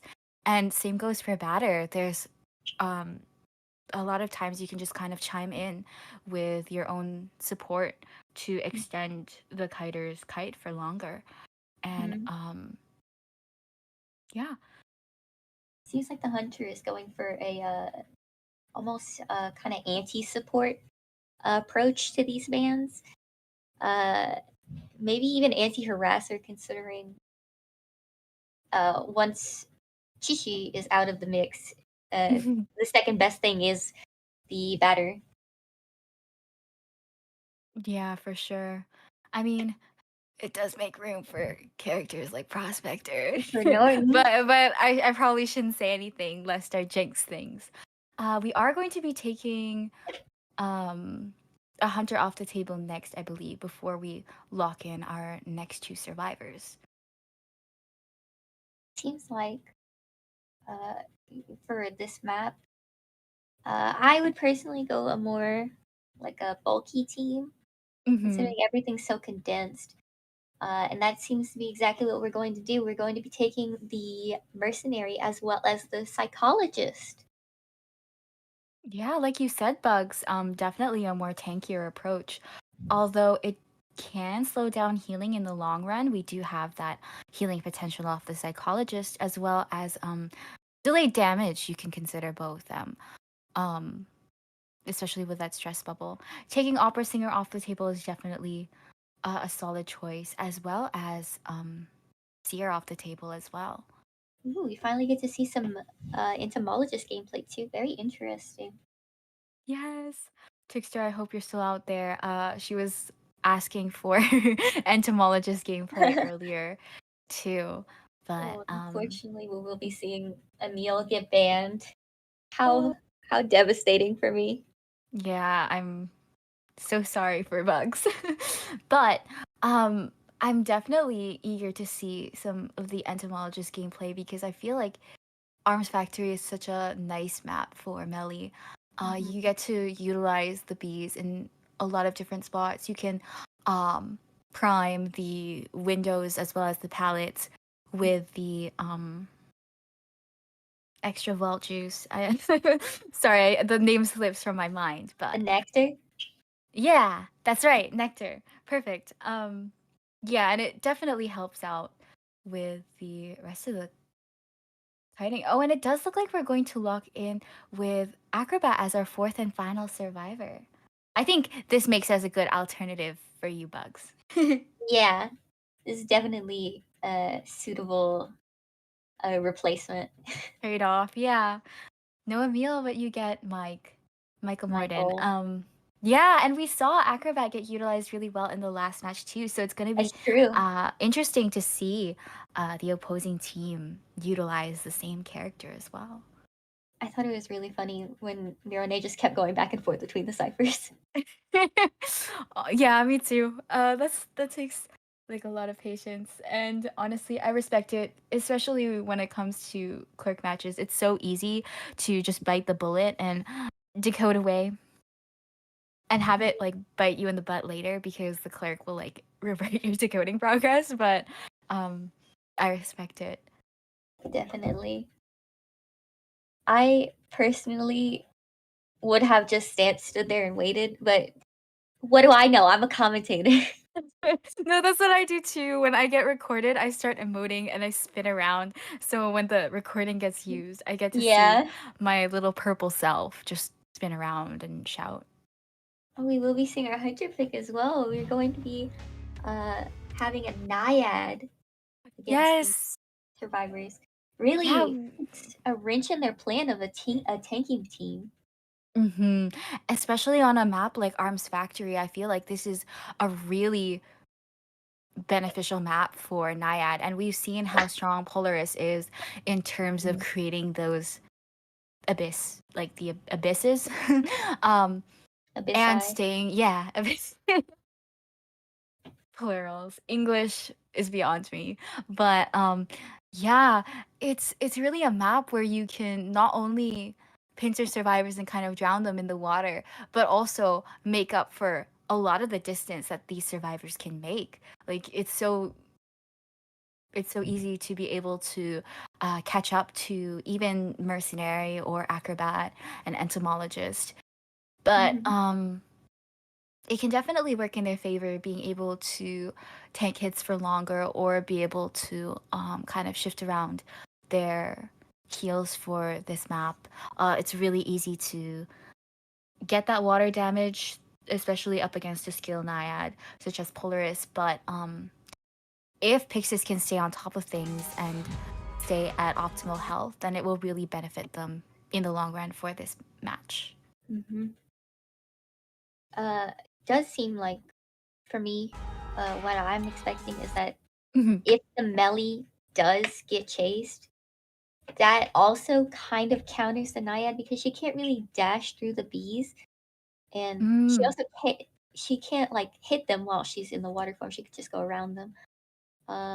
So it does seem like that was a little bit maybe anticipating the naiad coming out. Yeah, for sure. It does look like we're going to be locking in with our survivors and builds here. Mercenary is going to opt to bring Borrowed Time and Tide Turner, of course. And it looks like our psychologist is going to go for a 12-9 flywheel broken windows build. What a knower. We've only seen the acrobat with borrowed time as well as flywheel, and the entomologist will be taking borrowed time as well as broken windows. Yep, and we're going to be moving into our area selection here. We're gonna go for a little interesting formation, but I think we're gonna opt for an L instead, giving that factory area Okay, we're gonna go with our interesting formation, but Polaris is gonna opt for the factory gate. Very, very solid spawn, especially having the Acrobat in no man's land where he can work with that wall area with the pallet, the subsequent 2 pallets as well as the shack. It's a very good kiting area, but I personally believe that they're going to go for the factory. They really built almost like a wall to keep that psychologist safe. All right. We are moving into the first half of round 2 with our Pixis survivors up against the Activators Hunter. I'm Mima, joined with Bugs, and good luck to both teams. Yep, we will be seeing the factory pallet being thrown down, as well as the entomologist seemingly taking the kite for now. We will be seeing not bugs, that's me, the bees being she has taken a good amount of water, but it seems that it was no sweat off her back. The bugs will also be dispersed for now as they've taken a hit, and we will be now transitioning to this horrible area that I hate so much. Oh, really good on the entomologist for avoiding the hit at the window here. We're doing a really great job of avoiding the water as well. Even if this area is horrible for Bugs' end, it was definitely a good call to move away from the Cypher. factory. Yeah, that had been so closed off. Cyphers as well. We're going to be able to use the bees again to transition out of this area now that Abyss has formed. Oh, we might be seeing a pop coming in, and not quite. Oh. The bee's taking a hit, as well as the entomologist taking another hit. She is very high on water right now. Anything could happen at this moment. We'll need to watch out right here, especially with Blink online as well. Oh my goodness, we are going to see that Blink through the pallet and a hit through the window. This is a very good spot to be in, especially for the survivor side. So far away from the Cyphers, it really stuffs the Naiad's ability to pressure them. But we will be seeing 2 Cyphers be done at this moment, as well as a 3rd Cypher being worked on. The mercenary is in the area, not quite triggering Tinnitus yet, but still making his presence known. Oh, and it does look like Mercenary is moving in, able to get that rescue before half, and we're gonna stay committed onto this entomologist here. Especially since you don't have Blink online anymore, you really want to be cautious with how you play this, but not too passive in that they can get more ciphers done, especially since one of them is currently almost at 50% by the time of saying this. Yeah, nice usage Wonderful of the bees to tank that first swing. We are going to see Entomologist get down the second time with no more bees in play, and we're gonna see Entomologist get shared beside the middle cipher that Acrobat is currently decoding at. Yes, unfortunately, she will be shared towards the middle, which means that the cipher can now be pressured. But with 2 people there, it's Oh getting my a goodness! terror shock on the mercenary. Yeah, we're able to utilize the red bomb to cancel out Polaris's other abilities, but we're gonna see Acrobat body block for Entomologist as well. Now Mercenary is gonna go down soon, and we're going to see Polaris commit to Entomologist, who is dead on chair right now, and Psychologist has been forced off of this cipher as well. We're going to see Acrobat return to the middle cipher, and Entomologist is going to go back to that factory ruins area as well. Yeah, just really trying to get as much time as possible. Unfortunately, the mercenary is downed in this area as well, but it doesn't seem that we're going to... we will be popping prematurely. Now, this isn't the worst idea, as the Naiad is currently swimming. Oh, missing the gonna blink, get that blink, but it does Yeah, it does work out after getting that hit through the window. Now, Mercenary was picked up, wasn't able to pick himself up prior to the Cypher pop, so we are going to be at half health here. We're also at 50% water, so we really need to watch out for the Abyss here. Utilizing those elbow pads in a beautiful manner, however. Mm-hmm. Yeah, and Psychologist and Acrobat are over at the other gate. We've got 2 people down. Are we gonna go for the... Yeah, we're gonna go for the Mercenary Slug, but Entomologist is possibly up again soon. Yeah, and we are gonna see self pickup. We don't have any more blink, but we're gonna see an opportunity perhaps to get back to the Entomologist here.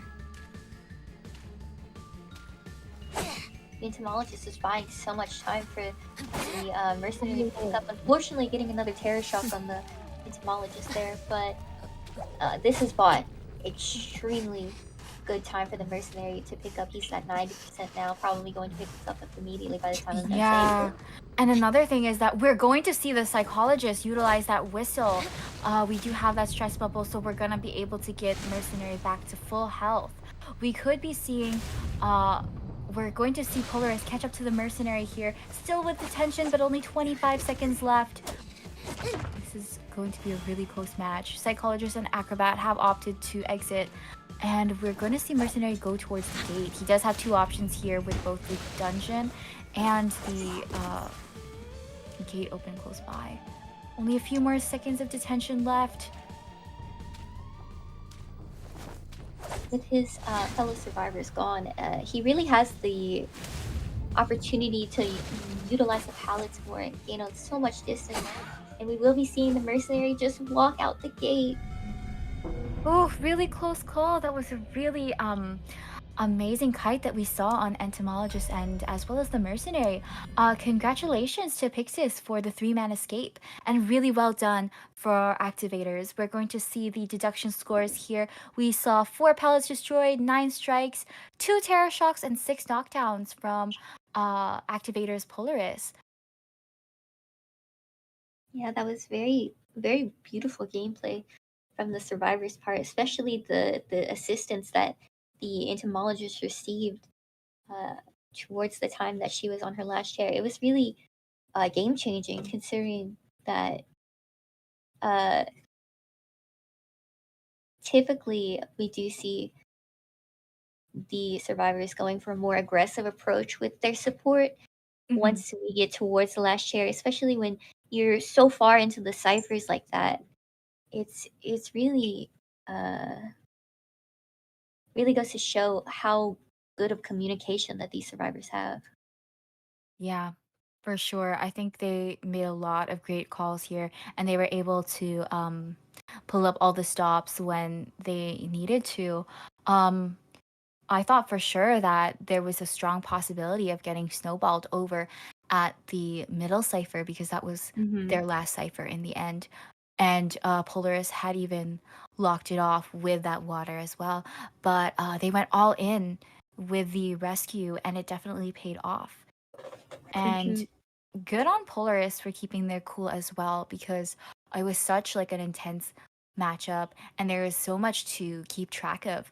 But being able to know who to target in the end, even regardless of whoever was coming your way, is a really daunting task for any hunter to do.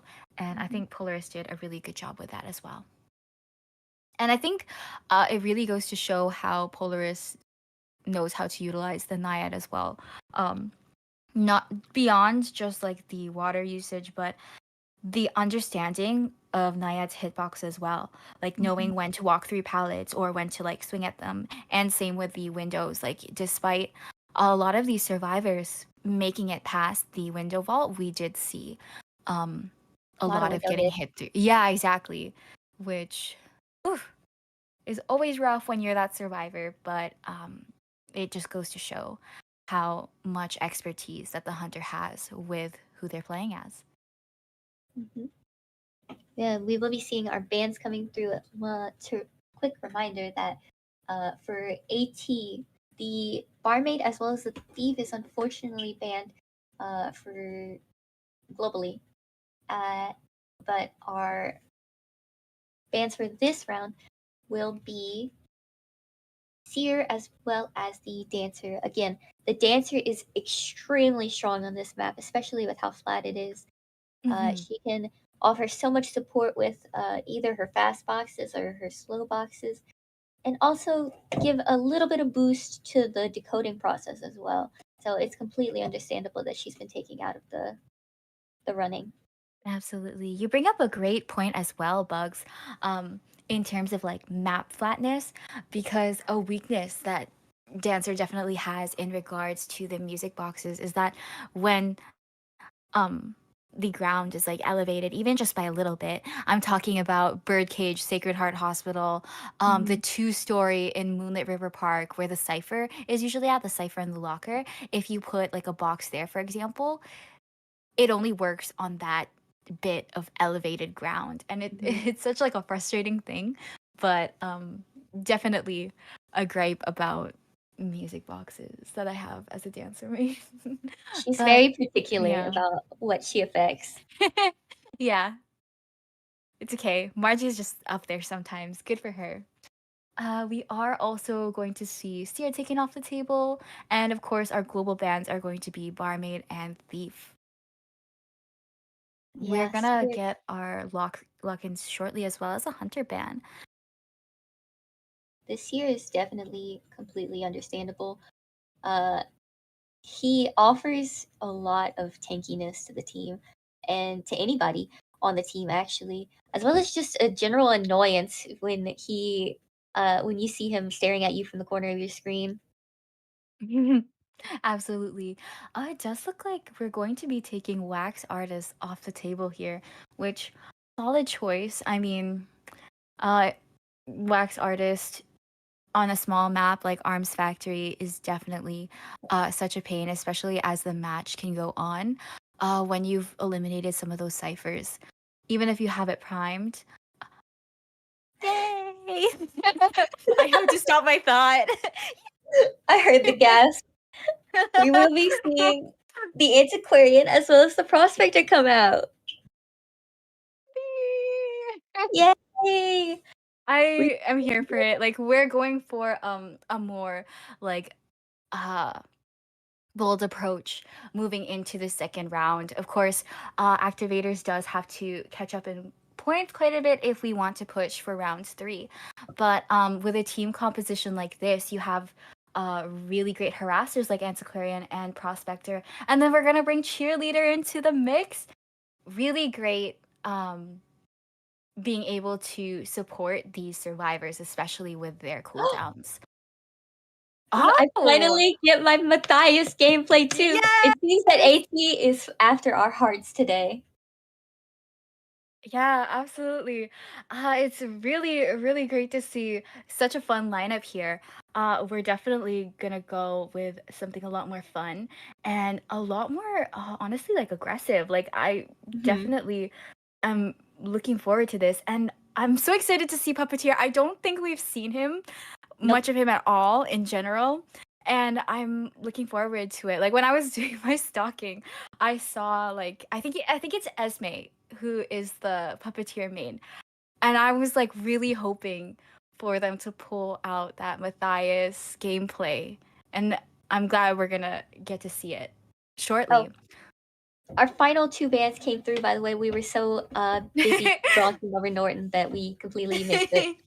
The Mercenary as well as the Gravekeeper have been taken off the table. Yeah, we've definitely seen activators utilize Gravekeeper as well. But honestly, when you have a team composition like this, instead of having a rescuer, we're definitely going to see like a lot more support from one another, as opposed for like a bulkier rescue.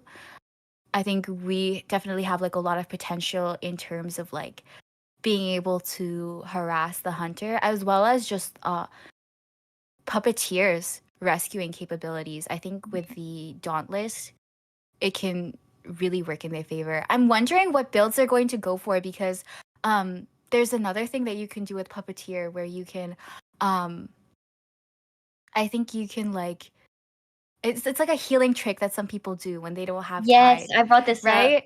Yeah, if I you want want this to up go into to it in first more time detail.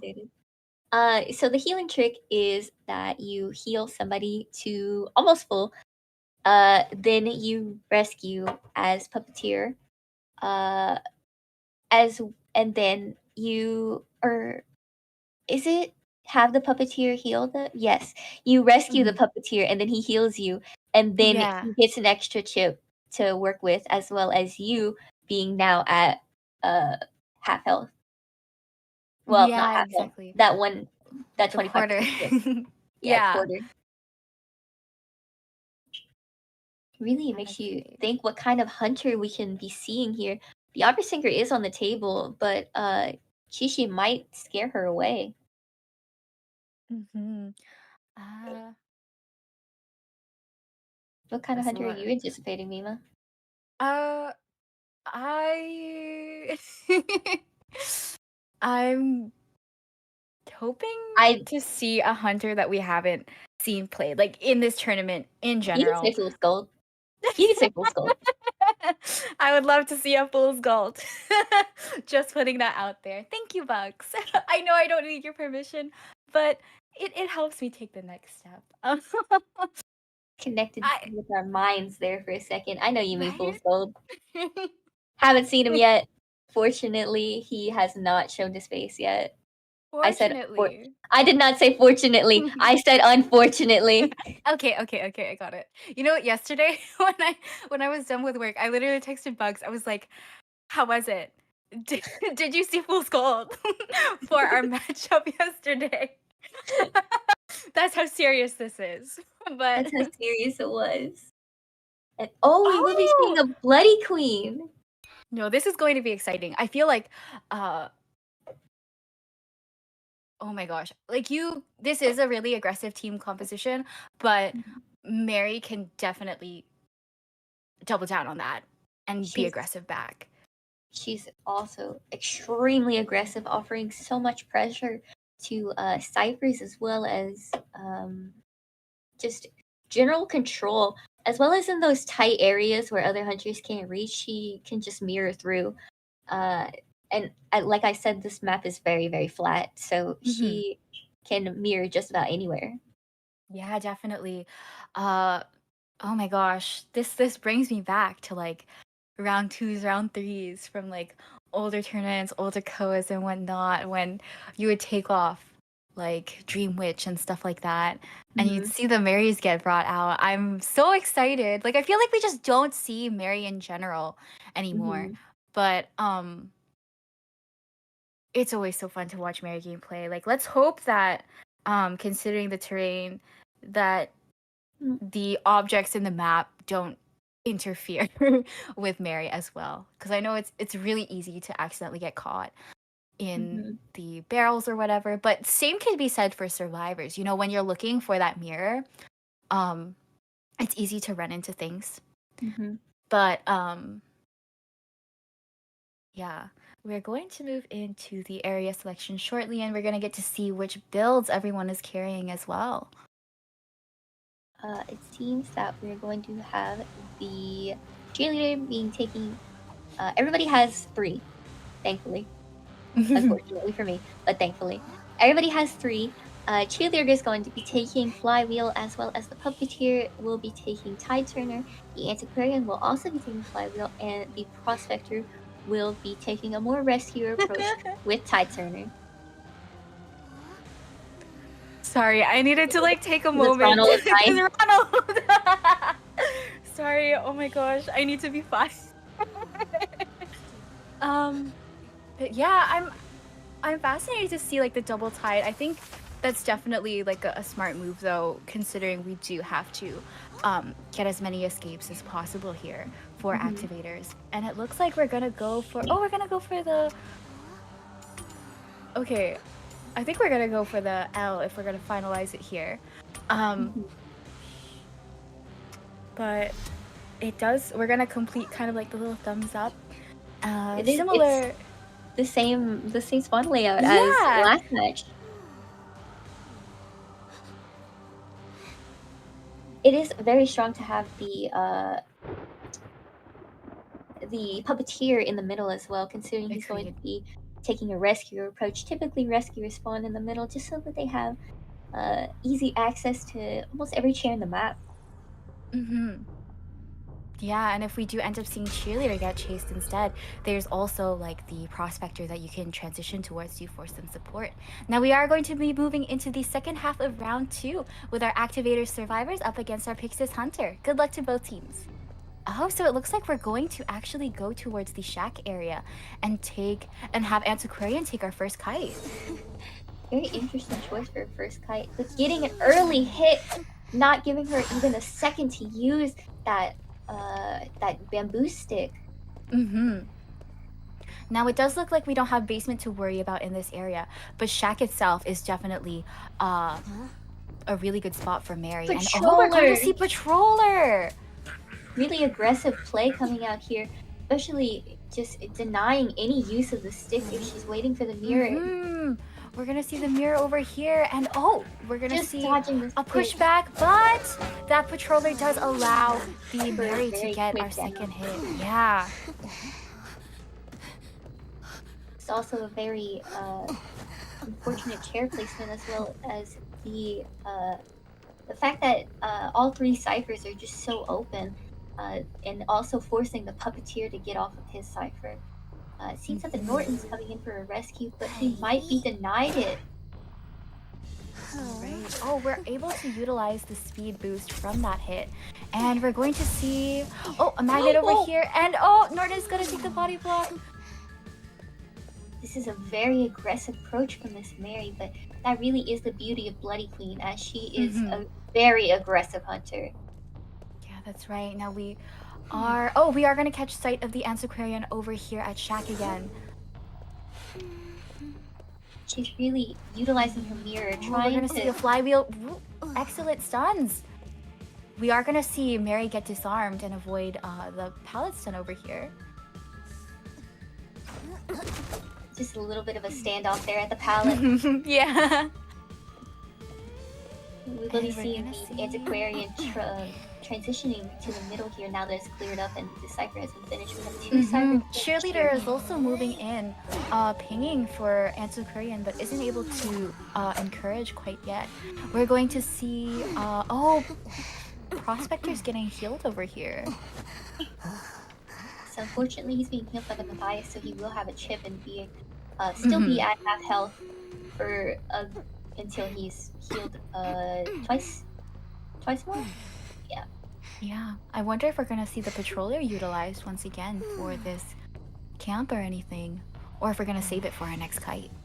It does seem that she's blocking off the little area here with the thickness of her dress. We will be seeing the Patroller being baited out.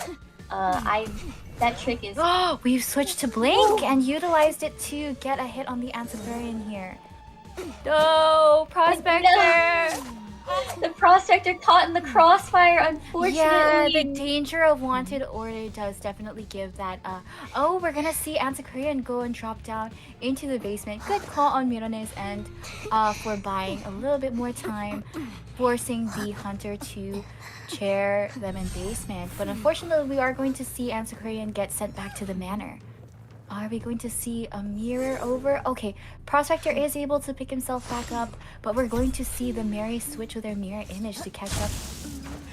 Oh, nice. We aren't able to get the pallet stun, but we are able to stun Mary over at the pallet here. And we're going to see another stun by the Prospector, utilizing this tri-pallet area over here. Luckily, we don't have Blink to worry about. Especially in this area right here, it's not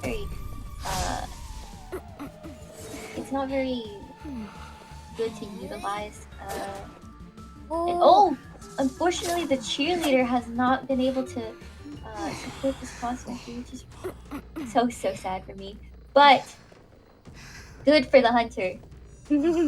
Yeah, and we're gonna go for I think we're gonna go for the tricky chair over here, over by the trees. It's the one that is interesting. Like you can rescue from the back, and we are gonna have cheerleader. Puppeteer is going to get mirrored on over at the deep sandbag cipher, while cheerleader is moving in for this rescue. And Oh, we really have to watch out here. Are we gonna see? We're gonna see a switch to allow the more pressure on the puppeteer. We're gonna see Lewis in play now. Really baiting out the Lewis just so that we can get the puppeteer at half health. He's now one hit to being knocked down. You also will be seeing a beautiful utilization of Lewis, but the Prospector has been healed to full. We will be seeing a switch to the Prospector once again, considering that nobody is currently working on a Cypher. What a wonderful Excellent magnet. right there. No, that was really good because Finn was getting sandwiched by Mary and her mirror image, but getting to use that stun. Oh, excellent pallet stun! Great stuns back to back. Buying a whole lot of time for them to be working on these this final cipher, rather. Unfortunately, once again, it seems that they're kiting towards it. The Mary is hot on Prospector's trail for now, though. Yeah, good on the cheerleader for continuing the cheer on Puppeteer. Oh, we're gonna see the blink utilized, but not connect. Just barely missing the blink, keeping the nice pallet stun. What a wonderful pallet stun it was. Okay, we really need to watch out here. With the Cypher, knowing that it's probably closer to being popped as well. And Puppeteer down. Right, we are going to be seeing Puppeteer on the first chair. However, Prospector has moved in to take over Puppeteer's old cipher at Deep Sandbags. Now, this is a really difficult situation to be in if you are the Mary. 2 ciphers are well over half at this rate, and we still have a cheerleader that can still rescue. We are going to see that rescue go through. Lewis is going to get pulled out over here, and we're gonna see if looks like Zachary has to commit to somebody, and it's going to be the Puppeteer here. Cheerleader, I think, went back to the old cipher. Same with Prospector over at another. We are going to see Prospector get mirrored on. Seems like it's just missing by the skin of her teeth here. Another pincer over here. Can we push this last cipher? And we are going to push for that cipher. Now, if we're going to commit to this Prospector, Finn could potentially transition over to the shack area where dungeon happens to be. Oh, and we did put down a magnet early, which the Mary was able to pick up. We're going to see possibly another stun. Excellent stun over at the barrels here. But we are going to see that mirror image come into play, and the Prospector is going to go down here. Really beautiful mirror work here. The last 2 remaining survivors are at the opposite gate, and it has been opened. It seems that the Mary is taking the tie. All right. What an intense match. Let's have a look at our deduction scores here. So it looks like we're going to have, from our Bloody Queen, 2 pallets destroyed, 14 strikes, and 9 knockdowns. We'll be seeing the Prospector get the most containment time as well. He really was just everywhere in that match. Yeah, best deduction too, which was very well deserved. I definitely think that is like the definition of redemption kite, and it really goes to show Finn's skill with the Prospector. It's nice to get to see them play the Prospector again. I've definitely seen them play him in the past, and we saw a lot of kiting from everybody, really. We saw lots of great work from Esme bringing out the Puppeteer with 117 seconds. We saw Antiquarian as well. Antiquarian was our first kite with 93 seconds. And yeah, really, really fun match to watch. We saw it was nice to see Bloody Queen back into the mix again, and it was nice to see some characters like Puppeteer that we have yet to see. Yeah, I think we are going to be finishing off here with Pixius going to advance.